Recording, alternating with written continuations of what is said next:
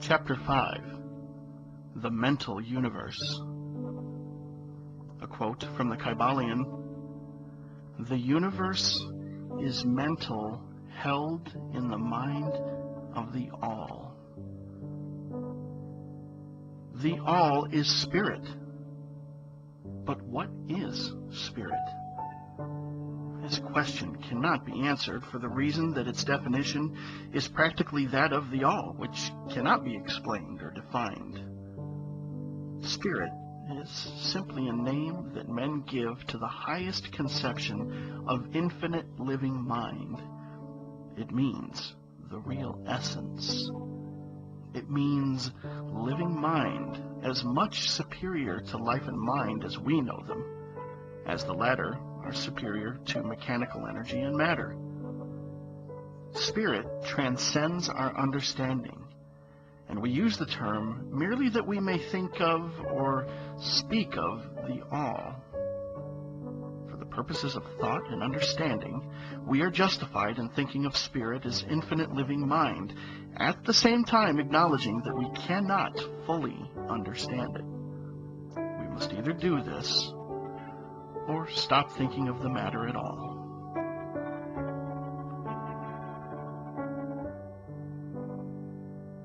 Let us now proceed to a consideration of the nature of the universe as a whole and in its parts.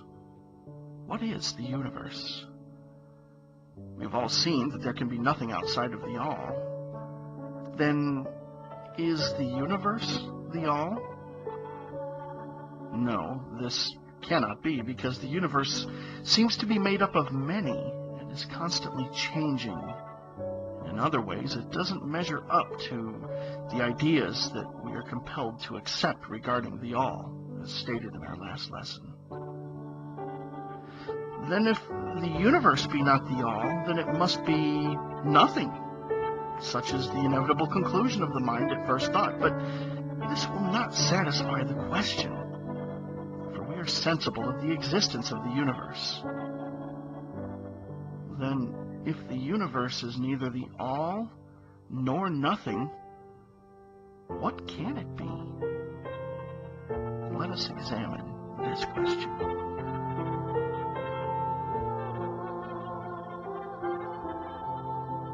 If the universe exists at all, or seems to exist, it must proceed in some way from the All. It must be a creation of the All. But as something can never come from nothing, from what could the All have created it? Some philosophers have answered this question by saying that the All created the universe from itself, that is, from the being and substance of the All. But this will not do, for the All cannot be subtracted from nor divided, as we have seen. And then again, if this be so, would not each particle in the universe be aware of its being the All? The All could not lose knowledge of itself, nor actually become an atom or blind force or lowly living thing. Some men, indeed, realizing that the All is indeed the All, and also recognizing that they, the men, existed, have jumped to the conclusion that they and the All were identical, and they have filled the air with shouts of, "I am God," to the amusement of the multitude and the sorrow of the sages. The claim of the corpuscle that "I am man" would be modest in comparison. But what indeed is the universe if it be not the All, not yet created by the All, having separated itself into fragments? What else can it be? Of what else can it be made? This is the great question. Let us examine it carefully. We find here that the principle of correspondence from Lesson 1 comes to our aid here. The old Hermetic axiom, "as above, so below," may be pressed into service at this point. let us endeavor to get a glimpse of the workings on higher planes by examining those on our own. The principle of correspondence must apply to this as well as to other problems. Let us see. On his own plane of being, how does man create? Well, first, he may create by making something out of outside materials. But this will not do, for there are no materials outside of the all with which it may create. Well, then, secondly, man procreates or reproduces his kind by the process of begetting, which is self-multiplication accomplished by transferring a portion of his substance to the offspring. But this will not do, because the all cannot transfer or subtract a portion of itself, nor can it reproduce or multiply itself. In the first place, there would be a taking away, and in the second case, a multiplication or addition to the all, both thoughts being an absurdity. Is there no third way in which man creates? Yes, there is. He creates mentally, and in doing so, he uses no outside materials, nor does he reproduce himself, and yet his spirit pervades the mental creation. Following the principle of correspondence, we are justified in considering that the all creates the universe mentally, in a manner akin to the process whereby man creates mental images.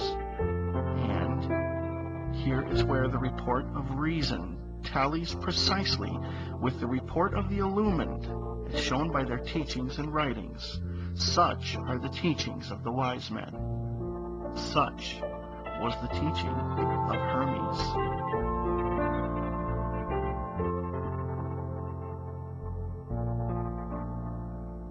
The all can create in no other way except mentally, without either using material, and there is none to use, or else reproducing itself, which is also impossible.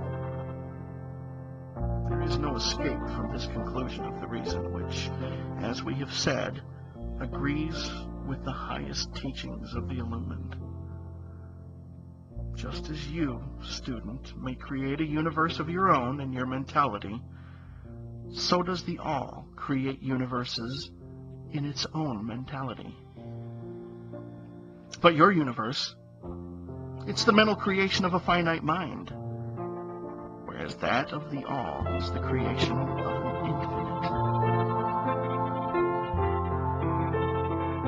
The two are similar in kind, but infinitely different in degree.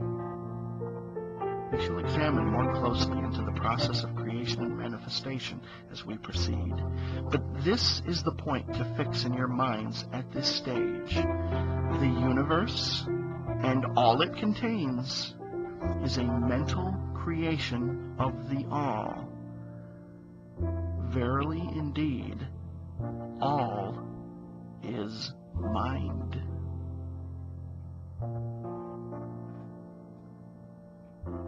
A quote from the Kybalion. The all creates in its infinite mind countless universes which exist for eons of time, and yet to the all, the creation, development, decline, and death of 1,000,000 universes is as the time of the twinkling of an eye.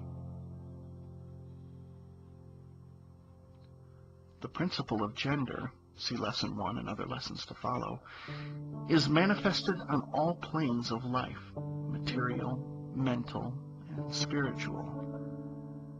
But as we have said before, gender does not mean sex. Sex is merely a material manifestation of gender. Gender means relating to generation or creation.